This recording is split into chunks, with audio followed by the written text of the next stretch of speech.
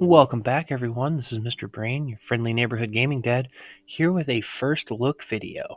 And if you watched my update video, you know that we got two new ranged commanders, Eagle Hunter Jacob and Great Magician Julia.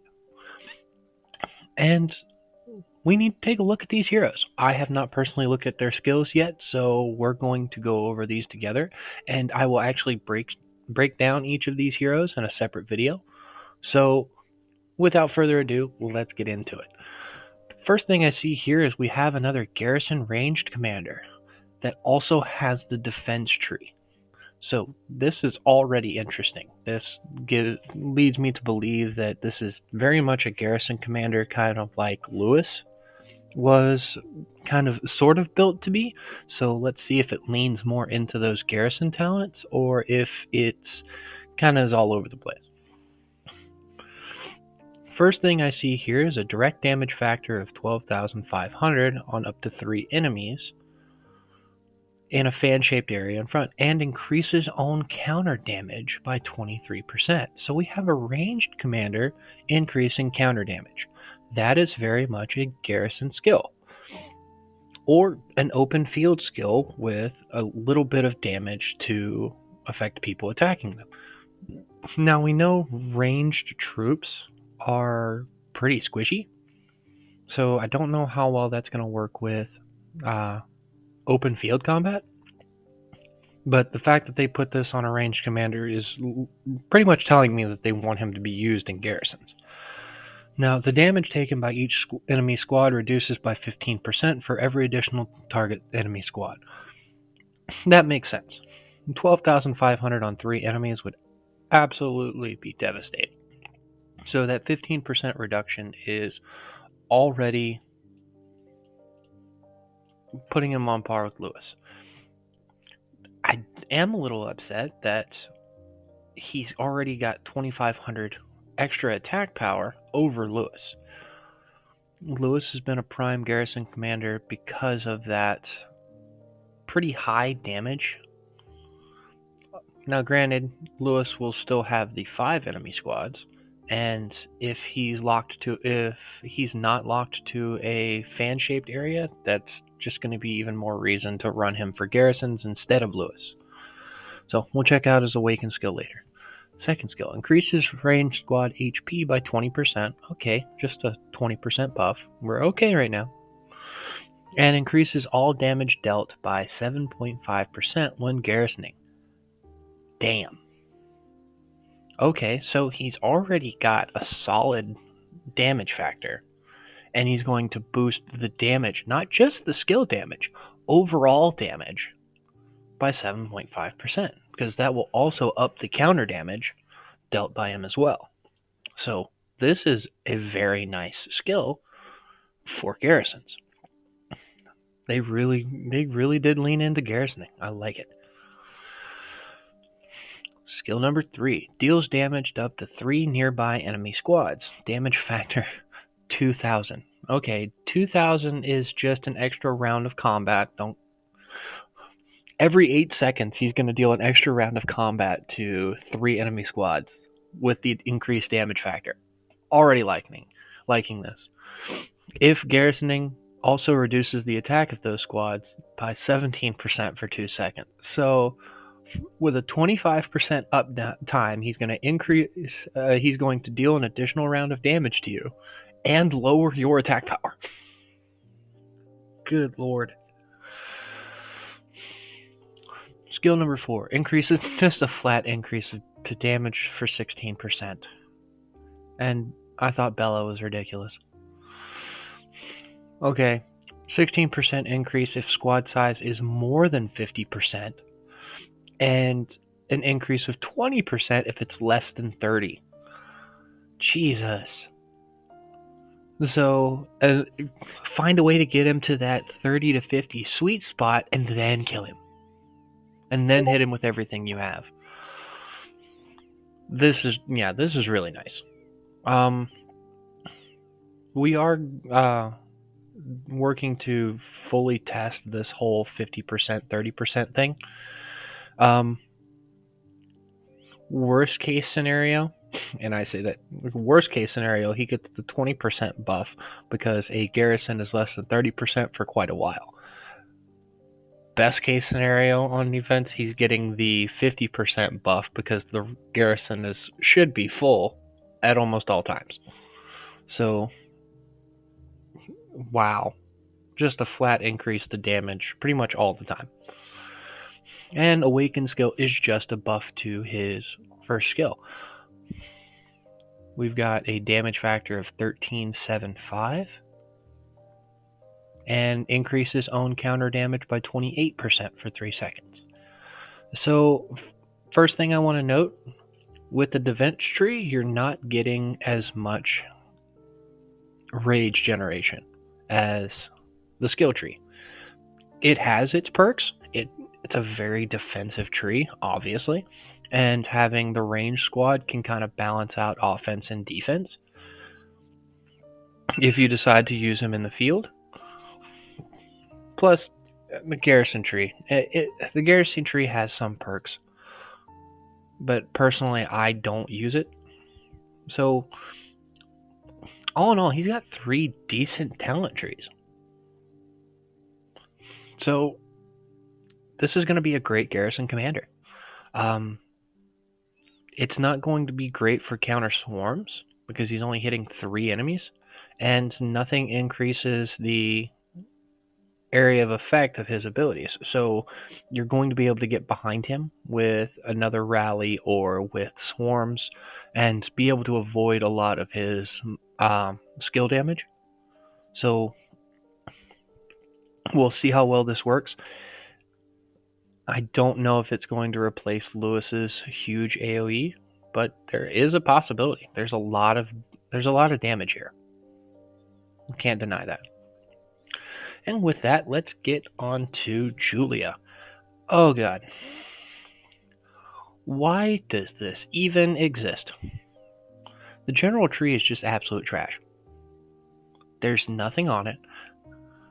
So maybe they just needed a throwaway because the ranged and skill trees will cover her. But having that general tree doesn't give me any idea of what she does. But let's take a look at the skills. Figure it out. Deals damage to target 12-5, so already on par with Jacob, and restores up to 100 rage to your own squad, effectively making the rage required for this 900. Now, that is nice. Having that little bit of a rage engine there is going to make her skill cycle automatically a 9 seconds. So we're really good there. That's not even taking into effect any other talents or skills that she has. So she's already faster than Jacob on skills. Not bad. Increases range squad attack by 20% and increases range squad defense by 20%. On that note, this is a 40% buff. While he does get decent damage buffs, he only gets the squad HP buff of 20%. He doesn't get any additional stat buffs. So they replaced stat buff with damage. So I'll have to go through that in the breakdown video because this is the first time it's dropped below 40% with the newer heroes. Anyways, standard stat buffs. If I had to guess, this will probably be the last one you upgrade because lately the rest of the skills have been pretty busted with new commanders. Skill number 3 reduces damage taken from basic attacks by 20%.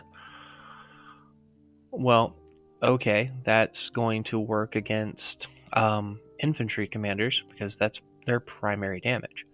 When rage is more than 90%, increases skill damage dealt by 17%. Why did you word that way?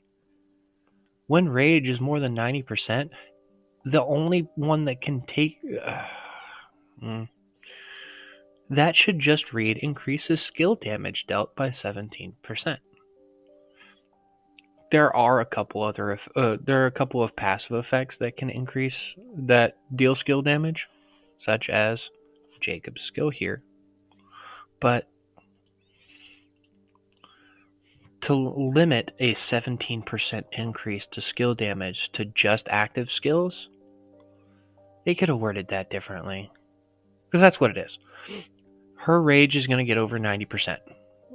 Obviously, it's going to hit 100% at one point and will increase her skill damage as well as the skill damage of her assistant by 17%. They wanted to limit it to just active skills, and they thought this was the best way to do it. I don't like it.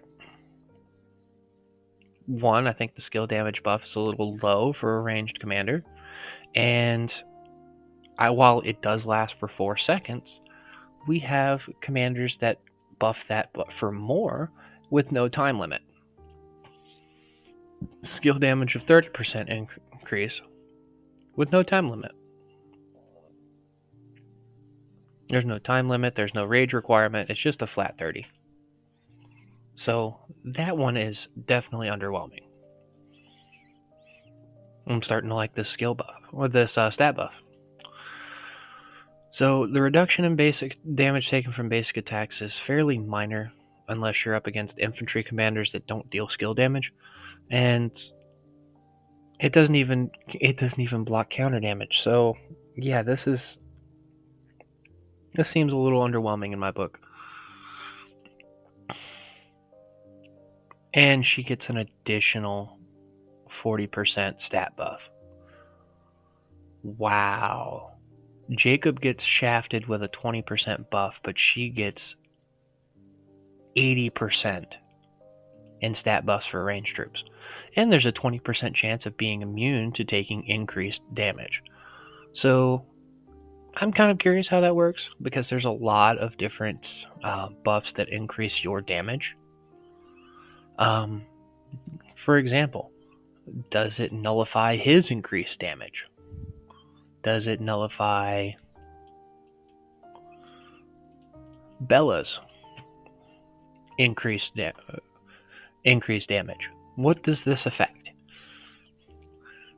That 20%, exactly what does it entail? Because that is very confusing. If it's just going to take a base damage, for a 1 in 5 chance of just taking base damage, that would be pretty huge. But that is literally the extreme. Likely, if there's a debuff on you that makes you take increased damage, there's a 20% chance that it pretty much won't work. But we will test it. Finally, we have an increase to 13,750. Silences the enemy for 3 seconds. If you've watched my tune video, you know how minor silence is. I guess this kind of makes a little bit more sense now, to make sure that if you get silenced, your skill damage still affects your assistant, but you could have accomplished that by just removing the additional wording and said increase skill damage by 17%. So silencing the enemy is just to try and get the assistant commander to be separated from the main commander's buffs, at least on Tune. Here, it's going to slow down their skill damage entirely. So it'll be interesting to see how it works. I don't think it's going to be as effective as the game would like it to be, but silencing the enemy is going to slow down their skill damage at the very least. And the additional 20 rage isn't going to make much of a difference. It takes very specific set of skills to reduce the skill cycle by another second. I believe with this setup, with the skills tree and her own skills, I believe you can reduce it down to 6 or 7 by herself. If you pair her with someone like Lewis, you could get her down to 5.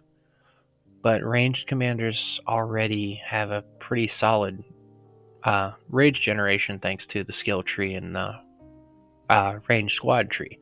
So I'll be interested to see how she's going to be used in combat. I was kind of hoping she would be more of a support, but they're building her like a single target attacker, and we've already got those.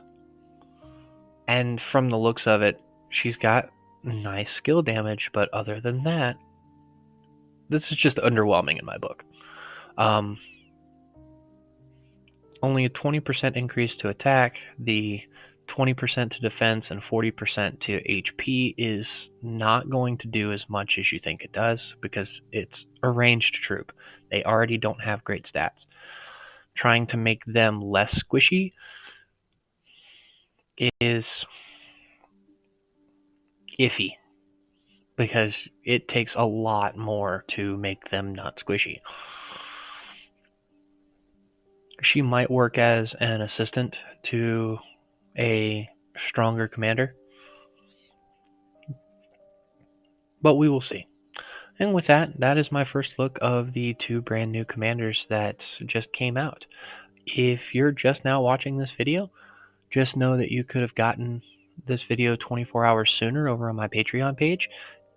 If you want to see all of this content before anyone else does, head on over to my Patreon, subscribe, and get all this content one day prior to everyone else.